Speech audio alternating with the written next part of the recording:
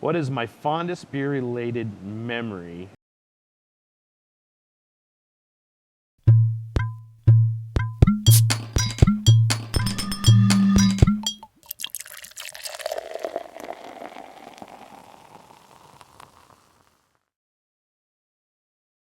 There are many, but the best memory I have is being in our brand new brewery in Marysville and holding up the very first pint of beer and telling the brewer, this is a $350,000 pint of beer.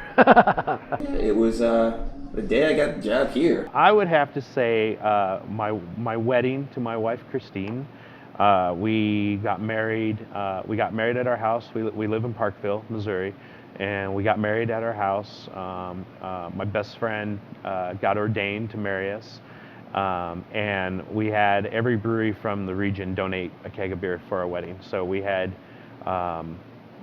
beer from here, we had beer from Free State, we had beer from McCoy's, 75th Street, Boulevard, Power Plant, and it was all donated. Everybody hooked us up, and we had beer stations all around our property, and there was about 160 people came to our wedding, and when I woke up in the morning, all the beer was gone. It was completely killed, and people camped out, and that was like 3 years ago, our wedding, or 2 years ago, and that was just it was just an awesome event, to have that. So part of the fondest part of my beer experience right now is watching people's palates change.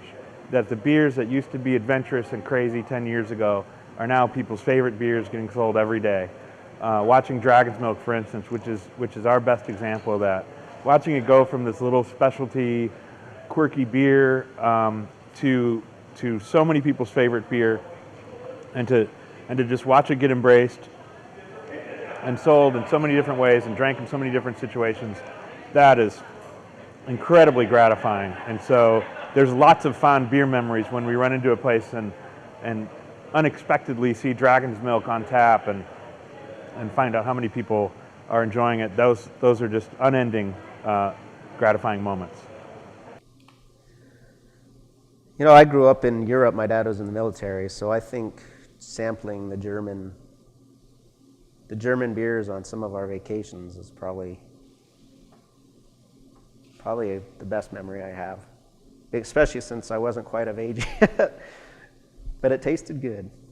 Being in Virginia, in Williamsburg, and having Sam Adams served out of a cellar, not a refrigerator, but out of the cellar in big ceramic mugs, the way they traditionally would have served and drank beer in the 1700s in Williamsburg. That was I was there with my oldest brother on a vacation, and that was a great memory.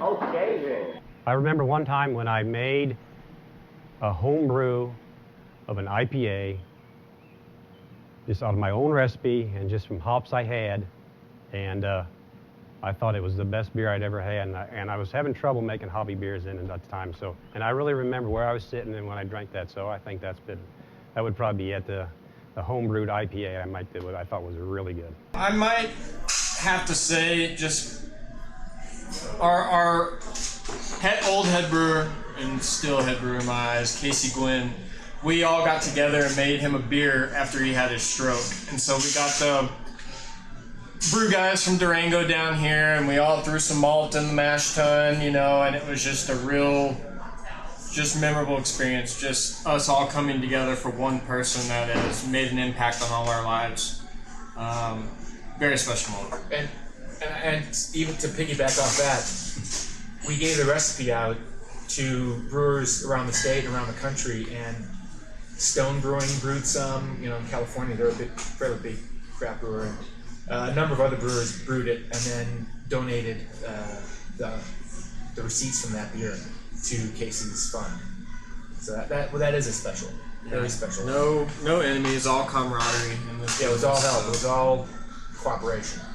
This is what the industry is kind of all about. Being in Munich, Germany, on the Siebel course in the World Brewing Institute of Technology, and my wife flying over, and I think for one reason she wanted to make sure I was really going to beer school. I wasn't just in Germany drinking. but she got to come and go to some classes with me, meet the staff, and spend a really fun week in Munich, Germany with me. That's certainly one of my fondest memories. Probably the first gold medal, honestly. Like I said, that first gold medal, we had a lot going on. We had a lot to prove to the folks in Durango. Like I said, there was a lot of mentality. Who are these guys? They're from out of town. Rolling here, are they corporate? We had people with money that helped us. Obviously, Chris and I didn't have the deep enough pockets, so there were investors involved. Winning that first gold medal and beating Coors and Budweiser and being on the podium in front of Fritz Maytag from Anchor Steam really meant a lot to all of us. I was a student at Edinburgh University. I wanted to go into the brewing industry. I contacted the Brewers Guild and said I'd like to do an internship, effectively an internship, a guild training in the brewing industry. Can you suggest a brewer to go to? And they suggested a small family brewery in South London called Young's.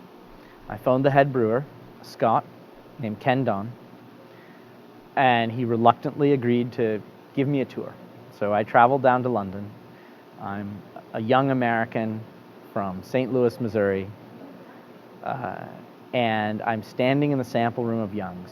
And clearly, Ken was waiting for this to be over. He had a lot to do. Internships was not something they did. They were ready to move on, let's get the boy a sandwich and a half pint of beer, and then he can go back on the train to Scotland. It just so happened that the chairman, John Young, had a daughter living in the United States. And he was in the sample room, and he recognized the accent. Came over and said, in his own very unique way, he was quite the character. And he said to me, "What are you doing?" And I said, "Well, I'm visiting with Ken. I hope to do an internship. I'd love to train here and learn about brewing traditional English beer." And he said, "Would we have to pay you?" And I said, "No, my fees would be covered by this grant that I'm applying for." And he said, "Well, when do you start?" And Ken's face, I could just see this Scot, with his face going, "Oh, God, here we go." And I said, "Well, I graduate in 6 months, so 6 months or a year, what works for you?" He said, "Well, whenever you're ready to start, we can start." And I showed up 1 year later. Ken was a great boss, everyone at Young's. They were great people to work for, and I learned a lot. And I learned about what I was good at doing and what I was bad at doing. After you mash on the mash tun once, you forget to open the valve, and the grain doesn't make it into the vessel. It ends up everywhere on the floor. You shovel enough grain and you remember to open the valve the next time.